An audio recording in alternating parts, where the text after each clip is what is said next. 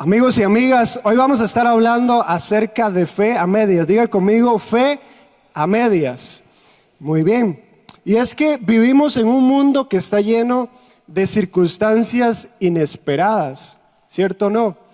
A veces pasan situaciones que en la vida uno se había imaginado que iban a suceder. Nadie se imaginaba que iba a venir una pandemia. Nadie se imaginaba que tal vez iba a quedar sin trabajo o que le iban a reducir su salario a la mitad. Entonces estamos ante un mundo que está lleno de circunstancias difíciles, circunstancias inesperadas, y en medio de estas circunstancias es donde nuestra fe, diga conmigo fe es probada. Y nos damos cuenta si realmente nosotros tenemos una fe completa o una fe a medias en Dios. Porque estas circunstancias lo que hacen es dejar en evidencia si nosotros confiamos en Él. Entonces, con eso en mente, hoy vamos a hablar de indicadores de una fe a medias y qué hace Dios con esa fe a medias en nuestra vida. Había una vez una historia de dos hermanos que dice que desde que estaban en el vientre de su madre peleaban entre sí. Y dice que era tal la competencia y la riña que existía entre ellos dos, que cuando nacieron, dice que uno venía agarrado del talón del otro. Y entonces dice que cuando crecen pasan dos eventos muy importantes que para mí es importante contarles, porque les van a dar una perspectiva de la historia de lo que vamos a ver hoy. Entonces dice que cuando ya crecen los hermanos, un día llega uno con mucha hambre, como lo que estábamos hablando al principio, ¿verdad? Que usted sale a trabajar y llega con mucha hambre. Y cuenta la historia que uno de los hermanos sale a trabajar la tierra, sale a pastorear, y dice que cuando llega a la casa tiene mucha hambre. Y entonces dice que cuando llega el hermano está preparando un plato de lentejas. Diga conmigo lentejas, ¿verdad? Imagínense esas lentejas con pollito, con caldito, una cosa deliciosa y ese olor. Y dice que el hombre de ahí venía a trabajar y venía con mucha hambre. Y entonces dice que cuando tiene mucha hambre le dice a su hermano menor: hermano, dame de comer. Y el hermano le dice: ok, yo le voy a dar de comer si usted me vende los derechos de hermano mayor. Entonces, como el hermano mayor tenía mucha hambre, le dice: bueno, eso a mí no me importa mucho, yo lo que quiero es comer. Y entonces le dice que sí y come. Ese es el primer evento. Después, más adelante, ya cuando el papá de estos dos hermanos se va a morir, dice que él tenía que declarar una bendición, que era básicamente como dejar la herencia. Era lo más importante que podía suceder en ese tiempo. Entonces dice que el hermano menor y la mamá hacen un complot y dicen: bueno, vamos a hacer que usted sea el que reciba la herencia, el que reciba la bendición, y le vamos a pasar por encima a su hermano. Entonces dice que hacen toda una estrategia, le ponen pelos al hermano menor y todo, porque el hermano mayor era peludito, le ponen pelos en los brazos y todo, y como el papá ya casi no podía ver, entonces dice que el papá se fue en todas y bendijo al hermano menor y le dio la herencia y le dio la bendición. Cuando llega el hermano mayor, imagínense cómo se sintió. Probablemente se enojó muchísimo. Y la Biblia cuenta que sí, que se enojó un montón. Esta historia que yo les estoy contando es la historia de Jacob y Esaú, ¿verdad? Entonces dice que cuando llega Esaú, que era el hermano mayor, se enoja hasta el punto de querer matarlo, a su hermano menor, a Jacob. Y entonces dice que la mamá le dice: Jacob, usted tiene que huir porque si no su hermano lo va a matar. Entonces Jacob huye y ya hace su vida y todo el asunto. ¿Y por qué les cuento esta historia? Porque vamos a llegar a un punto de esta historia donde ellos se van a volver a reencontrar. Entonces era para mí importante que usted entendiera que había una circunstancia difícil, había un problema entre ellos, había una bronca. Entonces para Jacob no iba a ser nada fácil ver a su hermano, iba a ser una lucha. Entonces vamos a ir a Génesis 32 porque ahí nos vamos a dar cuenta qué es lo que sucede. Génesis 32,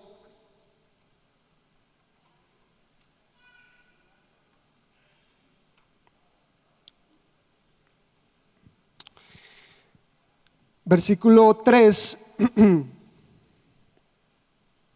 Dice así: y envió Jacob mensajeros delante de sí a Esaú su hermano, a la tierra de Seir, campo de Edom, y les mandó diciendo: así diréis a mi señor Esaú, así dice tu siervo Jacob, con Labán he morado y me he tenido hasta ahora. Tengo vacas, asnos, ovejas, siervos, y envío a decirlo a mi señor para hallar gracia en tus ojos. Entonces dice: y los mensajeros volvieron a Jacob diciendo: fuimos donde tu hermano Esaú y él también viene a recibirte, pero viene con 400 hombres con él. Entonces ustedes ya entienden que había un problema, lo que pudo haber pensado. Entonces vea lo que dice el 7. Entonces Jacob, dice, tuvo gran temor y se angustió. Diga conmigo: se angustió. Y distribuyó el pueblo que tenía consigo y las ovejas y las vacas y los camellos en 2 campamentos. Y dijo: si viene Esaú, encontró un campamento, el otro va a sobrevivir, va a escapar. Entonces el 9 dice: dijo Jacob: Dios de mi padre Abraham, Dios de mi padre Isaac, Jehová, que me dijiste: vuelve a tu tierra y a tu parentela, yo te haré bien. Menor soy que todas las misericordias y que toda la verdad que has usado para con tu siervo, pues con mi collado pasé este Jordán y ahora estoy sobre 2 campamentos. Entonces le dice: líbrame ahora de la mano de mi hermano, de la mano de Esaú, porque le temo. No venga acaso y me hiera con la madre, y me diera la madre con los hijos. Y tú has dicho: yo te haré bien y tu descendencia será como la arena del mar, que no se puede contar por la multitud. Muy bien, versículo 13 dice: y durmió allí aquella noche y tomó de lo que le vino a la mano un presente para su hermano Esaú. Les voy a contar lo que sigue. Dice que él prepara 3 series de regalos para su hermano Esaú y se los manda. Y dice que él dice al final, ahí en el versículo 20, que usted lo puede leer después, dice que él dice: bueno, con estos regalos yo lo que voy a hacer es aplacar la ira de mi hermano, y entonces tal vez así él me perdone. Entonces, ¿por qué les cuento esta historia? Porque Jacob viene y hace algo buenísimo, que es que ora a Dios, ¿cierto? Usted lo ve y él dice, y se acerca al Señor y le dice: líbrame de la mano de mi hermano. Pero también Jacob hace algo rarísimo, porque empieza a mandarle regalos a su hermano. Y ahí es el primer punto, los síntomas de una fe a medias. Porque Jacob hace lo primero bien, que es orar a Dios, pero hace esfuerzos humanos. Y ese es el primer síntoma de una fe a medias. ¿No les ha pasado que a veces usted llega y está pasando por una situación difícil y usted le dice: Señor, yo sé que tú estás en control, pero aún así usted se sigue preocupando y sigue tratando de resolverlo a su manera? ¿Les ha pasado? A mí me ha pasado. Les contaba la semana pasada, los de las 7, que a principio de este año yo tengo una frustración porque no he podido sacar mi bachillerato universitario. Y entonces yo hablaba con mi esposa y yo le decía: amor, necesito hacer algo porque yo quiero sacar eso ya, o sea, estoy harto, ya me lo están pidiendo en el trabajo y yo necesito hacerlo. Y entonces ella me decía: sí, mi amor, pero tranquilo, póngaselo en las manos del Señor y Él va a abrir puertas para que eso suceda. Yo: ok, bueno. Y me metí a orar, ¿verdad? Y yo: Señor, yo sé que tú estés en control, que tú me vas a bendecir porque tú lo prometiste, Señor. Yo no sé cómo, de dónde va a salir la plata, pero tú me vas a bendecir. Después de que terminaba de orar, yo llegaba y me sentaba a seguir haciendo cuentas y viendo a ver cómo podía resolver y cómo podía enjaranarme por aquí con una tarjeta de crédito. Yo decía: bueno, me enjarano y después la voy pagando ahí, tasa cero, 6 meses. Y trataba de resolver las cosas a mi manera. La cosa es que esa situación me llevó a mí a tener como una semana en la que no podía dormir porque pasaba pensando en eso, me acostaba a las 3 de la mañana, no descansaba. Porque yo no estaba confiando plenamente en Dios. Me estaba pasando lo mismo que Jacob. Le había orado a Dios, pero estaba tratando de resolver las cosas a mi manera. Y cuando usted y yo tratamos de solucionar las cosas a nuestra manera, hay un peligro, y es que las consecuencias pueden ser feas, ¿verdad? Porque cuando yo me preocupé y seguí forzando las cosas a que salieran como yo quería, pasaron esas consecuencias, que no podía dormir, que no podía descansar. Y así hay muchas historias de gente que trató de forzar las cosas a que salieran como quisieron y les fue mal, ¿verdad? Tal vez terminaron con una deuda que hoy en día no les permite tal vez tener una libertad económica, tal vez tomaron una decisión apresurada porque trataron de resolver las cosas de su manera, ¿verdad? E hicieron esfuerzos humanos. Cuando usted y yo hacemos esfuerzos humanos, podemos salir lastimados. Diga conmigo, lastimados, ¿verdad? Y entonces a mí me llama la atención porque también medito en que Jacob, cuando llega y ora, inconscientemente él, cuando empieza a mandarle regalos a su hermano Esaú, le dice al Señor: Dios, tú no eres suficiente. Y eso es lo que pasa cuando usted y yo tratamos de resolver las cosas, cuando estamos pasando una circunstancia difícil y seguimos preocupándonos y tratamos de forzar las cosas. Inconscientemente le decimos al Señor: Dios, tú no eres suficiente, tú no eres capaz de resolver esta situación, tú no tienes todo el poder. Entonces ves que es como contradictorio que a veces usted ora y uno siga tratando de resolver, porque entonces ¿para qué oramos? Escuchaba una frase que decía: si nosotros somos nuestro máximo recurso, ¿quién nos va a ayudar cuando nosotros no podamos?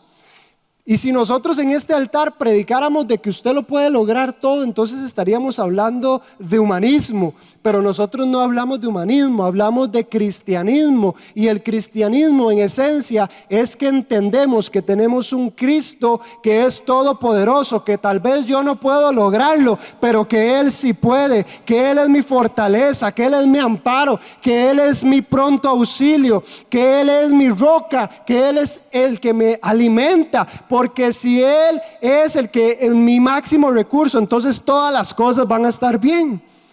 Pero si nosotros somos nuestro máximo recurso, no vamos a poder salir adelante. ¿Quién nos va a socorrer cuando no podemos? Es fácil confiar en Dios cuando tenemos el control, ¿cierto o no?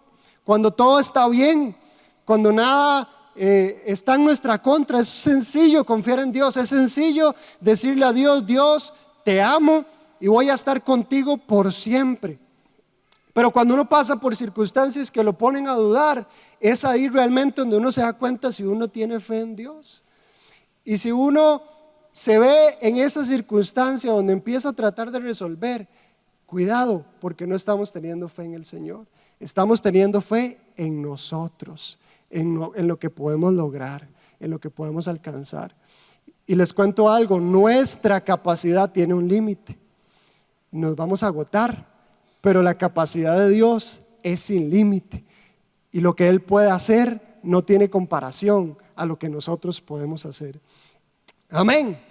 Muy bien. Ahora, el segundo síntoma que yo veo acá de Jacob es la preocupación y el afán. Entonces, el primer síntoma, los esfuerzos humanos, eso es un síntoma de una fe a medias. Y el segundo síntoma es la preocupación y el afán. Y yo tenía algunos pensamientos, porque dice el versículo 7 que tuvo gran temor y se angustió, es decir, se preocupó y se afanó. Entonces dice, tengo aquí un par de pensamientos acerca de la preocupación, porque la preocupación tiene un engaño, y es que cuando usted y yo nos preocupamos, pensamos que vamos a resolver las cosas, ¿cierto? A veces uno piensa que entre más le dé mente, más rápido se van a resolver. Pero eso es un engaño porque no resolvemos nada. Leí una estadística que dice que el 90% de las cosas por las que usted y yo nos preocupamos no suceden. Entonces a veces nosotros nos preocupamos en vano porque nada de lo que estamos pensando realmente llega a suceder. Pero cuando nosotros nos preocupamos por tratar de resolver el futuro, eso nos roba el presente. Diga conmigo, nos roba el presente. Tratar de resolver el futuro nos roba el presente. Jacob, cuenta la historia que Jacob en este momento ya estaba bendecido. Tenía, dice, vacas, asnos y todo. Pero Jacob, en medio de su preocupación, yo no veo acá donde él le dé gracias a Dios y le diga: Señor, yo sé que eres bueno, que estás conmigo. Porque a veces cuando usted y yo nos preocupamos y nos afanamos, nos olvidamos de que Dios es bueno con nosotros en el presente. Y si Dios es bueno con nosotros en el presente, va a ser bueno con nosotros en el futuro. Yo no sé si usted lo puede creer, pero si Dios es bueno contigo hoy, Dios va a ser bueno mañana. Y el otro engaño de la preocupación es que nos hace olvidarnos de las cosas del pasado, de la bondad de Dios en el pasado. Yo quiero que usted piense tal vez en esa circunstancia que está viviendo. No es la primera vez que usted pasa por ahí. Y no es la primera vez que Dios te va a sacar de ahí. Porque si Dios lo hizo en el pasado, Dios lo va a volver a hacer. Porque Dios dice que Él mete su mano en el lodo cenagoso, en el pozo de la desesperación y nos rescata. Pero la preocupación y el afán nos hace olvidarnos de la bondad de Dios, de que Él fue bueno, de que Él ha estado con nosotros. Y provoca otra cosa, que es la queja. ¿Cuántos de ustedes han caído en queja? ¿O cuántos hemos caído en la queja? Yo soy el primero. A veces cuando estoy preocupado yo digo, Señor, pero qué madre, me hace falta esto, lo otro, ¿verdad? Y empiezo a quejarme con Dios y a veces he sido el iniciador de un mal ambiente, porque a veces llegan amigos, llegan personas y empiezan a hablar conmigo y yo le digo, no, es que las cosas no están tan bien, y me empiezo a quejar y lo único que sale es queja de mi boca, y eso provoca que la gente también salga de ahí cargada, porque alguien que pasa quejándose es alguien que también provoca malestar en otras personas. Y eso es otro síntoma de una persona que realmente no tiene fe o que tiene una fe a media, la queja, ¿verdad? Cuando usted pasa quejándose de lo que no tiene, de lo que quiere alcanzar, de lo que quiere lograr y no es agradecido con Dios por lo que tiene en el presente, entonces estamos teniendo una fe a medias. Ahora bien, yo no quiero satanizar la preocupación y el afán porque es algo normal. Usted y yo podemos preocuparnos y podemos afanarnos porque somos seres humanos y Dios puso emociones en nosotros. Entonces usted y yo podemos afanarnos y podemos preocuparnos un poco. El problema es cuando la preocupación y cuando el afán nos domina, cuando nos gobierna, cuando eso toma el control de todo lo que yo soy y no me deja descansar. Ese es el problema de la preocupación y el afán, que nos controle, que nos gobierne. Pero usted y yo podemos preocuparnos. Entonces con eso yo le doy un poquito de tranquilidad. No se sienta mal si usted se ha preocupado, si usted se ha afanado, porque es normal. Sería raro que no se preocupe. Pero entonces cuando usted está preocupado y cuando usted está afanado, lo que necesitamos hacer es como Jacob, orar, acercarnos a Dios, pero no traernos la carga con nosotros, porque a veces uno llega y ora a Dios y le dice, Señor, estás en control. Y uno llega y supuestamente dejó la carga, pero en realidad esa carga sigue en los hombros de uno. Y eso es como no haber hecho nada. ¿Verdad? Entonces ya les hablé de un par de síntomas de esfuerzos humanos, de preocupación y afán. Y voy rápido porque quiero llegar a la parte donde Dios interviene en la vida de Jacob, en esta fe a media de Jacob. Porque dice el versículo 22 ahí mismo en Génesis 32, 22, dice, se levantó aquella noche y tomó sus 2 mujeres y sus 2 siervas y sus 11 hijos, pasó el vado de Jaboc, los tomó pues, se hizo pasar el arroyo a ellos y a todo lo que tenía, y así se quedó Jacob, ¿cómo? Solo, y luchó con él un varón hasta que rayaba el alba, y cuando el varón vio que no podía con él, tocó el sitio de encaje de su muslo, y se descoyuntó el muslo de Jacob mientras con él luchaba. Y dijo, déjame porque ya raya el alba. Y Jacob le dijo, no te dejaré si no me bendices. Y el varón le dijo, ¿cuál es tu nombre? Y él respondió, Jacob. Y el varón le dijo, no será más tu nombre Jacob, sino Israel, porque has luchado con Dios y con los hombres y has vencido. Entonces le preguntó el nombre y él le dijo, ¿por qué me preguntas el nombre? Y lo bendijo allí. Y vamos a dejarlo ahí. Porque aquí está el momento donde Dios trata con la fe a medias de Jacob. ¿Y qué hace Dios con la fe a medias de Jacob? Dice que lo aísla, lucha con él y lo bendice. Y aquí hay una lección muy importante acerca de lo que nosotros tenemos que hacer cuando estamos afanados, cuando estamos preocupados, cuando nos encontramos y nos identificamos que estamos teniendo una fe a medias, y es que tenemos que ir con Dios a solas. Iglesia, las cosas no se pueden resolver solamente si las conversamos con el vecino o con la vecina, o expresándoselas a nuestro líder o a nuestro pastor. Eso no resuelve nada. Tal vez le pueda ayudar a usted a descargarse, pero las circunstancias del alma se resuelven a solas con Dios, porque solo Dios es capaz de resolver esas circunstancias difíciles. Y a mí me encanta porque dice que Jacob lucha con Dios. Y en muchas ocasiones usted va a tener que luchar contra usted mismo, y a veces se va a sentir luchando con Dios en esa circunstancia difícil y pensando: Dios, tal vez tú me has desamparado. Pero es ahí donde usted tiene que llevar esas quejas, es a Dios, es a solas.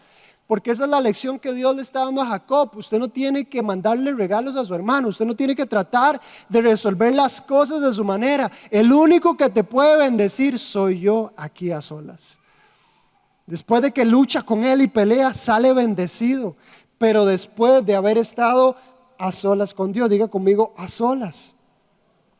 Ignorar la situación tampoco resuelve los problemas. Hay un dicho que dice: déjelo pasar, déjalo fluir, ¿verdad? Que todo fluya y que nada influya. Pero realmente ignorar las cosas lo que provoca es hacerlas más grandes, ¿verdad?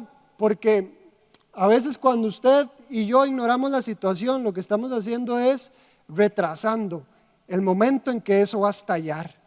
Porque cuando eso es como una bola de nieve, cuando usted lo deja ahí, ¿verdad? Eso se va acumulando, se va acumulando, se va acumulando, y llega un punto en que es insostenible y uno explota. Y ahí es donde a veces las personas dejan las cosas botadas, porque nunca acudieron a solas a Dios. Tal vez sí lo hablaron, tal vez sí trataron de resolver las cosas, pero nunca realmente lo llevaron a solas con Dios. Y entonces eso se va acumulando y puede llegar a ser insostenible. Entonces Dios nos dice en esta mañana que podemos acercarnos a Él confiadamente. Yo quiero que me acompañen a Filipenses 4, 6, 7, porque aquí hay un consejo para tratar con el afán y la preocupación. Filipenses 4 del 6 al 7 dice lo siguiente. Filipenses 4 del 6 al 7 dice: por nada estén afanosos o preocupados, si no sean conocidas vuestras peticiones delante de la vecina,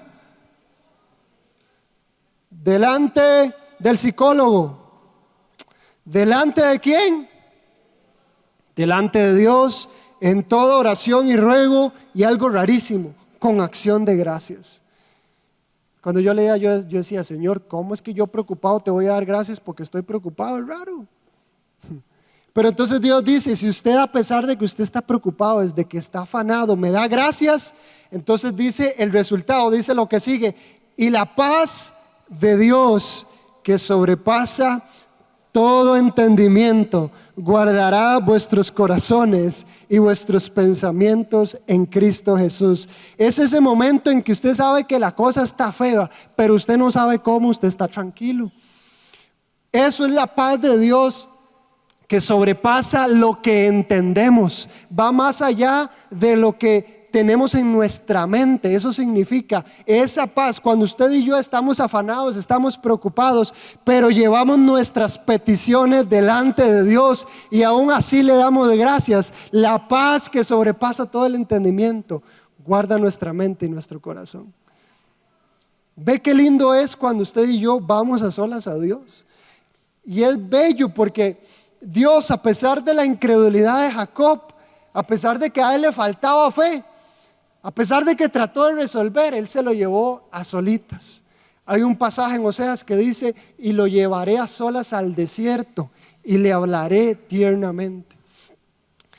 Y leí hace unos días un pasaje que decía: vengan a mí todos los que están cargados y afligidos y yo les daré descanso. Dios o Jesús está interesado en que usted y yo vayamos a Él, porque Él no es indiferente a nuestra situación. Dios no es indiferente a nuestra debilidad.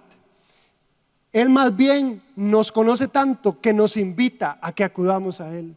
vengan a mí todos los que están cargados y afligidos, y yo les daré descanso. Porque Él no es un Dios ajeno a lo que nosotros pasamos, sino que es alguien interesado en socorrernos, en ayudarnos. Amén. Y termino con esto.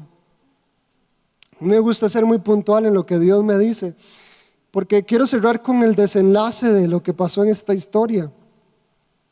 Jacob pensó que a su hermano lo iba a matar, pero vea lo que dice el capítulo 33. El versículo 1 dice: alzando Jacob sus ojos, miró y aquí venía Esaú con 400 hombres, y entonces repartió a los niños entre Lea y Raquel, que eran las esposas. Dice, y las 2 siervas, puso las siervas y a los niños delante, luego a Lea, a sus niños, y a Raquel y a José los últimos. Y pasó delante de él y se inclinó a tierra 7 veces y hasta que llegó a su hermano. Pero Esaú, dice, corrió a su encuentro, ¿y qué hizo? Lo abrazó y se echó sobre su cuello, lo besó y lloraron. Lo que Jacob pensaba que era para matarlo, fue lo que Dios usó para restablecer una relación, para reconciliarse, para volver a crear algo nuevo. Y eso es una lección gigante. Eso que te preocupa, eso que piensas que te va a destruir, Dios lo va a convertir en algo para tu bien. No es para muerte, iglesia, es para la gloria de Dios. No es para destruirte. Las circunstancias que pasamos no son para nuestro mal, porque los que aman a Dios, algunas cosas, unas cuantas, y eso incluye lo bueno y lo malo, ¿verdad? Eso incluye lo difícil, lo complicado. Todas las cosas les ayudan a bien. Y ese es mi mensaje esta mañana. Es sencillo, tal vez usted lo ha escuchado, pero yo quería traerte, bueno, yo no, Dios quería traerte un bálsamo a tu alma esta mañana, porque todas las cosas te ayudan a bien. Puede que te identifiques con Jacob, puede que hayas estado preocupado, puede que hayas estado tratando de resolver las cosas a tu manera, y puede que hayas salido lastimado al tratar de resolver las cosas a tu manera, hayas perdido cosas, pero Dios te entiende. Dios no es un Dios que está esperándonos para juzgarnos. Es un Dios que nos quiere llevar a solas.